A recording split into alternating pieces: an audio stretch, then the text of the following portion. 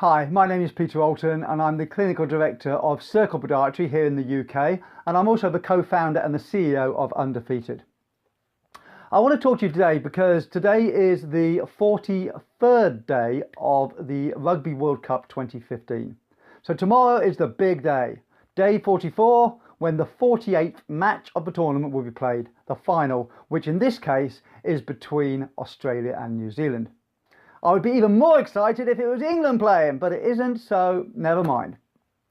Anyway, before I talk to you a little bit about what has a rugby match got in common with somebody with diabetes and their feet, before I do that, I just want to go through a few statistics, okay? Because we all sit down, we watch these rugby matches and we enjoy them, but some of us don't really know what is going on behind the scenes in the world of diabetes to do with the feet.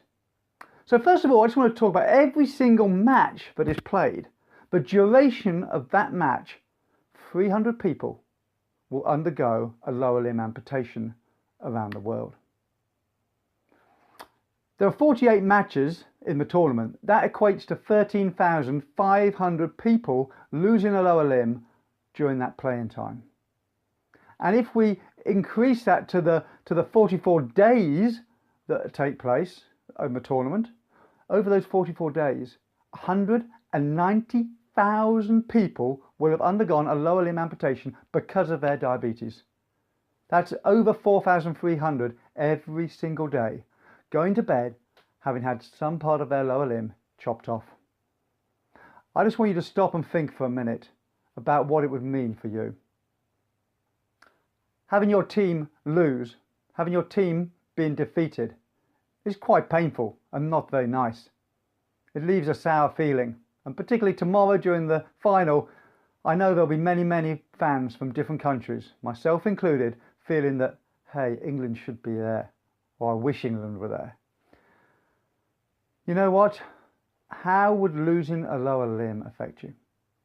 How would it affect you? Would it allow you to be able to continue working? Would you still be able to drive that car of yours? Would you be able to play with your kids or walk the dog? Would you be able to walk your darling down the aisle or take your daughter down the aisle? How would losing a lower limb affect you?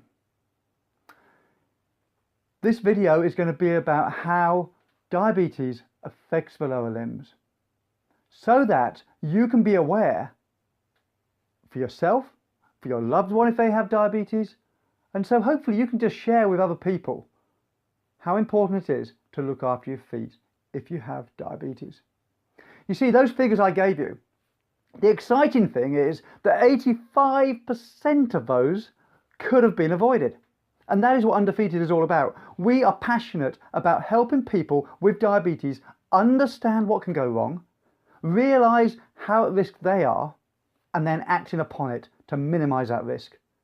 And it is our passion and our mission to do that. My vision is that the rate of amputations, which currently is 1 every 20 seconds in the world, by 2035 will be reduced to 1 every minute, which is still pretty gruesome, but that is 2/3 reduction in the rate of people losing lower limbs because of their diabetes. So let's see what we can learn from rugby, shall we? Okay, so I don't know how many of you have played rugby. I used to play it as a kid, and I can remember getting out on those pitches and getting covered in mud and having a fantastic time, and the feeling of exhilaration when you get off that pitch and you've won. I can equally remember coming off covered in mud, cold, wet and miserable because we had lost, and usually to the team that we were most keen to beat. It is my passion to try and get across to you in this video what defeat can actually mean in diabetes. So let's have a look at how it can happen. There's various reasons. The first one I want to talk about is the lack of flow in a rugby match of the ball. So a lack of flow down the back. So the scrum win the ball from a line out, from a scrum, and they pass the ball, get the ball out. The scrum half gets hold of it, passes it to the fly half to the centres to the wing streams down the touchline, over the try line and scores for your team. That is often the case. Probably more often, the scrum half passes the ball, the fly half gets it, passes it to the centre, and somebody knocks the ball on. The ball goes to the ground, and either the other team get it, or anyway, the play is disrupted. You see, the flow is important. In a diabetic foot, the flow is crucial as well to its well-being. And the problem is that diabetes, high blood sugars over time, affects that flow. And it is really, really important that you try and manage those blood sugars so that the arteries and the capillaries do not get affected. So that's the first thing then, lack of flow. Second thing is not closing the gaps. What do I mean by that? Well, what I mean is that if you've got a whole team of 15 people coming towards you, you want to be covering most of the pitch so that there isn't any big gaps for people to get in. Same way, if you've got diabetes, you want to make sure that there are no gaps in the skin on your feet. Any small wound can lead to a big problem because the enemy, in this case bacteria, can get in. And that is what we do not want, because infection in a diabetic foot is one of the key reasons that things go so horribly wrong. The next thing I want to look at is you may have all those gaps covered, but in actual fact, you may not tackle. So you might have a man running towards another one and he bottles it and doesn't do the tackle. It is crucial that we tackle the bacteria as well.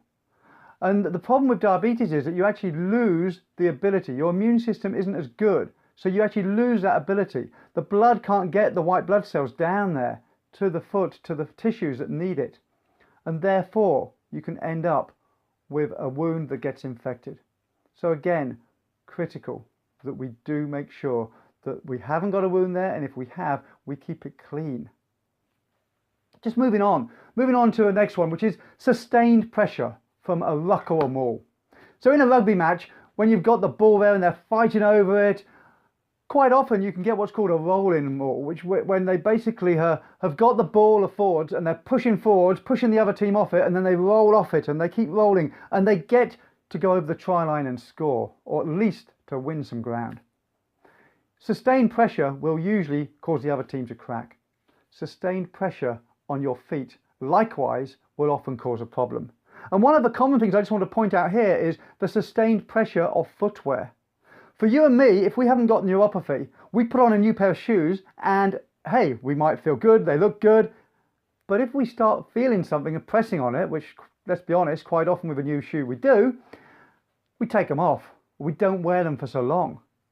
Somebody with diabetes often has neuropathy. They cannot feel that.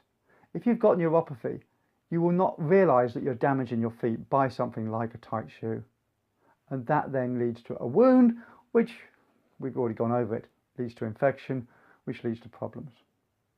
So sustained pressure is a big cause of wounds. In a rugby match, sometimes the pressure comes in another form. So you might even be on the winning team, you might be in their half, and their fullback gets the ball and wellies it up, kicks it so hard that it goes right up into your half. Suddenly, the pressure is on your team to defend. You know what? That can happen with the feet as well. Sometimes, out of the blue, you step on something. A toy left around by the kids. A sharp bit of glass. Somebody broke a glass and didn't bother to tell you. A splinter, a thorn, a piece of grit in the shoe. Something sharp, something penetrates, goes into your skin, and maybe, again, because of neuropathy, you don't even notice it. But even if you do notice it, imagine a bit of glass going into your skin. How clean is that bit of glass? It gets in there, it deposits some germs, it seals up on top, but inside it festers. It is important. Please don't walk around barefoot if you have diabetes, and particularly if you have diabetes and you've lost some sensation. And by the way, it's not very easy to tell yourself whether you have lost sensation. I want to point you to the book actually that I've written. I've got the copy of the book here. It's called Undefeated by Diabetes. It's available from our website, www.undefeated.org. And basically the book gives you all the knowledge you need to know about what can go wrong with feet. But it does more than that. It helps you to understand how at risk you personally are, how at risk your feet are of problems. And then it encourages you to act upon that. So I'd really encourage you to get hold of this. If you know somebody who has diabetes, then please get hold of it. Christmas is coming. It's a present for them. It's not a doom and gloom book. It's very much a book, a practical book of what you can do to stay strong, to stay in what I call the diabetic sweet spot, and to have a full, active life for many years to come. So please get it for your friends, get it for your loved ones, get it for yourself, and then let's act upon making sure we're in the safe spot. So, a couple more things. The scrum is often described as the foundation or the platform from which all the attacking moves take place. The problem is the feet are also described as being the foundation or the platforms of the body, if you like. And just as the structure of a scrum, if it isn't good and one team crashes down, they're likely then to lose that scrum, to be defeated in that scrum, if you like. Likewise, if your foot structure isn't right, and many people, the foot structure isn't right, then over time it is going to cause problems. So a poor foot structure over time can lead to bunions, it can lead to claw toes, it can lead to hammer toes, it can lead to a high profile of the arch, which leads to pressure points. Basically, all of these areas become areas of risk to high pressure and ulceration or breakdown of the tissues, which, you've guessed it, can get infected. So please, if you aren't sure what your foot structure is like, and if you're not a podiatrist or haven't had them checked, then let me just suggest that perhaps you are not an expert on it and you don't know. I would encourage you to go and see a podiatrist and get a checkup. Undefeated is actually organising a whole string of people throughout the country, practitioners who have volunteered some of their time to help you as somebody with diabetes. So you should be able to have a checkup for free, hopefully, which will be a very thorough checkup of what is going wrong or could go wrong with your feet. A couple more things as well we can learn from the rugby team. The backs, okay, the fast ones, if you like, rather than the slow ones like myself that used to be in the forwards. The backs, yes, they're used for attacking, but also they're used for defences as well. And sometimes you can have a crack in a defence. Let's say, for example, that the fullback is getting a bit tired near the end of the match and is getting cramp in his leg. That is a weakness, that is a crack. Sometimes in the feet, quite often in somebody with diabetes, it is affected by the skin drying out too much. And that means that the skin will crack. That again is a portal of entry for infection. Sometimes it gets too soggy in between the toes, and that can become a portal of entry for infection. So please make sure that if your feet are dry, you put cream on them.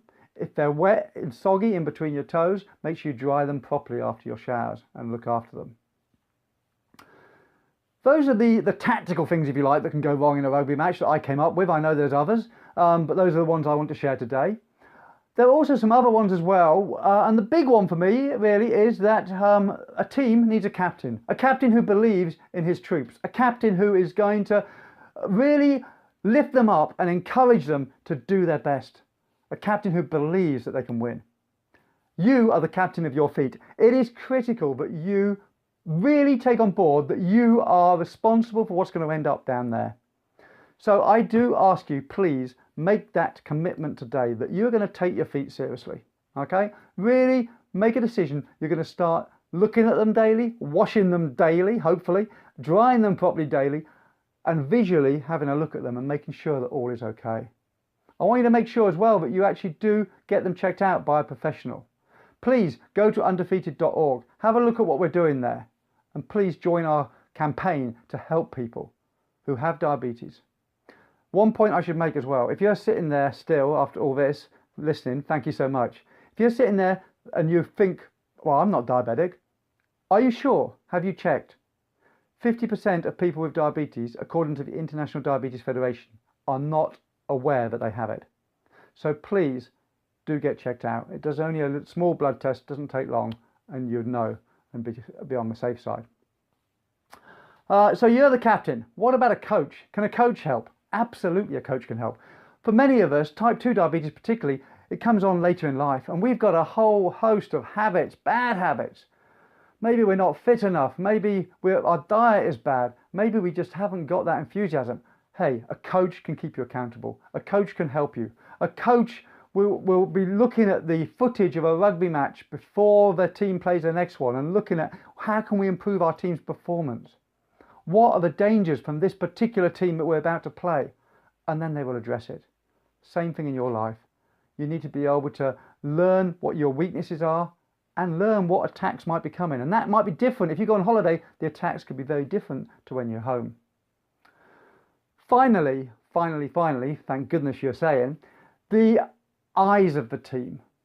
The coach is the eyes of the team. The coach is looking at what's going on and he can see those weaknesses. In the same way, you may well need somebody else in your life to be able to help you. Diabetes often affects the eyes, so you can't see, but also having a loved one, or what I call a sweet spot buddy, which you can get from our website. You can meet up with somebody, or you can get it from a sweet spot group, or maybe your podiatrist can put you in touch with somebody else who has diabetes, who actually is going to be able to help you. But hopefully it's a loved one who can really vouch for you, can read the book alongside you, so they know what they're looking for as well. I hope today has been helpful for you. There is one more thing that I really want to stress to you, and that is probably the biggest thing that can make any team in any sport lose, and that is losing spirit. Please, as somebody with diabetes, do not give up, do not lose spirit. At the same time, don't take it as a menial thing. It is important. It is important. You may not have had any emphasis placed on your feet the whole of your life, and you may be 40, 50, 60 now, and thinking to yourself, well, I've lived this long, so what? Hey, think of all those people, 190,000 people during this tournament who have lost lower limbs around the world. Do you think they were expecting it? No. So please take it seriously. Thank you very much. Please visit undefeated.org. Please sign up for any information that you want to get. Go onto our forum at the Facebook, Twitter us, be undefeated, and yes, interact with us. We want to be able to help you. We want to be able to teach you. There'll be lots of videos going up with workshops of what can be done. There's online interactive stuff where we will help to mentor you and coach you out of those bad habits. All in all, we want to help you. Enjoy the match tomorrow, whoever you want to win. Good luck to Australia and New Zealand, and I look forward to speaking to some of you at some point soon. Thank you very much. Take good care. Bye.